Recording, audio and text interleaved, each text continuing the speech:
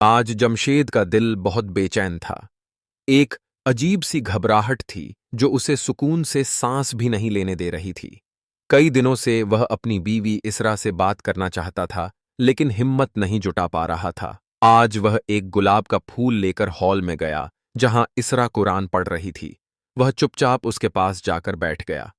जब सूरह मुकम्मल हुई तो इसरा ने जमशेद से पूछा। क्या हुआ? आपको कुछ चाहिए? जमशेद ने धीमे लहजे में कहा, इसरा, पता नहीं क्यों आज दिल बहुत बेचैन है। बस दिल कर रहा है कि तुमसे बात करूं और तुम्हें खुश करूं। इसरा ने कहा। अल्हम्दुलिल्लाह, मैं खुश हूँ। जमशेद ने फिर कहा, इसरा, क्या सब पहले जैसा नहीं हो सकता? क्या तुम सब भूलकर मुझे माफ नहीं कर सकती? यह सुनकर इसरा की आंखों में आंसू आ गए। वह बोली, आज 35 साल बाद आपको ये बातें कैसे याद आ गईं? अब तो मेरे अंदर कुछ बचा ही नहीं है। जिद, अरमान, शिकायतें, मोहब्बत, भरोसा, बचपना सब खत्म हो गया। जब मैं कुंवारी थी, तब किसी ने मुझे इतनी मोहब्बत नहीं दी थी। किसी ने ये नहीं कहा था कि तुम मेरे लिए खास हो। इसलिए मैंने कभी किसी से कोई उम्मीद भी नहीं रखी। लेकिन जब आपसे मेरी शादी हुई, तब आपने पहली बार कहा था, इसरा, तुम मेरी जिंदगी हो। मैं तुमसे बहुत प्यार करता हूँ और तुम्हारे बिना नहीं रह सकता। आपने मुझे इतना खास महसूस कराया कि मैं बिल्कुल बच्ची बन गई थी। मुझे ऐसा लगा जैसे मुझे एक बाप का प्यार मिल गया हो जो शादी से पहले कभी नहीं मिला। मैं रूठती तो आप मुझे मनाते। कोई मेरी बेइज्जती कर देता तो आप ऐसे खड़े हो जाते जैसे आपकी बेइज्जती हुई हो।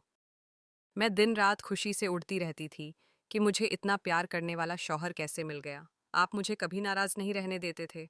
मेरी आंख में एक आंसू भी आपको बर्दाश्त नहीं था। लेकिन फिर अचानक इतना मोहब्बत करने वाला शख्स बदल गया। उसे मेरी किसी बात से कोई फर्क पड़ना बंद हो गया। जो कभी मेरी खामोशी पढ़ लिया करता था, आज मेरी चीखें भी उसे सुनाई नहीं देती। मैं आपसे बार बार कहती रही, जमशेद, मुझे ये बात बुरी लगती है। आप 1000 बार सॉरी कहते, लेकिन कभी अपनी गलती नहीं सुधारते। मैं पूरी रात रोती रहती और आप आराम से सो जाते। सुबह ऐसे बर्ताव करते जैसे कुछ हुआ ही नहीं। मैंने पूरे 10 साल कोशिश की इस रिश्ते को पहले जैसा बनाने की। मैं रोज़ लड़ती, रोज़ शिकायत करती, लेकिन आपने कभी मेरी बात नहीं सुनी।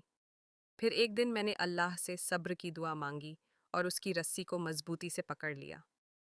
ज़्यादातर औरतें इस वक्त गलत फैसला कर लेती हैं, लेकिन अल्लाह ने मुझे राह दिखाई। मैंने फैसला किया कि मैं आखिरत बनाऊंगी, क्योंकि एक औरत के लिए जन्नत के रास्ते में सबसे पहले उसके शौहर का राजी होना ज़रूरी है। इसलिए मैंने वही किया। मैं ऊपर से मुस्कुराती रही, आपकी हर बात मानती रही और आप दुनिया में मगन रहे। आज आप इसलिए आए हैं क्योंकि अब बुढ़ापा आ गया है। अब वो लोग, वो ताकत, वो शोहरत नहीं रही जो जवानी में थी। अब आपके पास सिर्फ मैं हूँ, लेकिन असल में अब सिर्फ मेरा जिस्म है। रूह तो कब की खत्म हो चुकी है। मेरे दिल में अब आपके लिए कुछ नहीं बचा। इतना कहकर इसरा चुप हो गई। फिर बोली, लेकिन मैंने अपने बेटे को एक बात ज़रूर सिखाई है। किसी इंसान के साथ शुरुआत से ही वही व्यवहार रखना जो तुम आखिर तक निभा सको। और बेटा, औरत कोई खिलौना नहीं होती। अल्लाह के रसूल ने फरमाया है, औरतों के मामले में अल्लाह से डरो। इतने में असर की अजान की आवाज आने लगी। इसरा ने अजान का जवाब दिया, फिर कलमा पढ़ा और हमेशा की तरह दुआ की। या अल्लाह, मुझे ईमान पर मौत देना।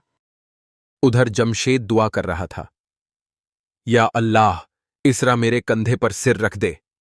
और तभी इसरा ने धीरे से अपना सर जमशेद के कंधे पर रख दिया।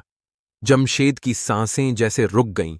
वह खुशी से पीछे मुड़ा और बोला, इसरा, तुमने मुझे माफ कर दिया। लेकिन मंजर कुछ और था। इसरा की रूह निकल चुकी थी। वह नीचे गिर गई। जमशेद की जिंदगी वीरान हो गई। जिन लोगों और जिन चीजों के लिए उसने अपनी बीवी को अकेला छोड़ा था, आज वो सब भी जा चुके थे, और उससे जान से ज्यादा मोहब्बत करने वाली बीवी भी यहाँ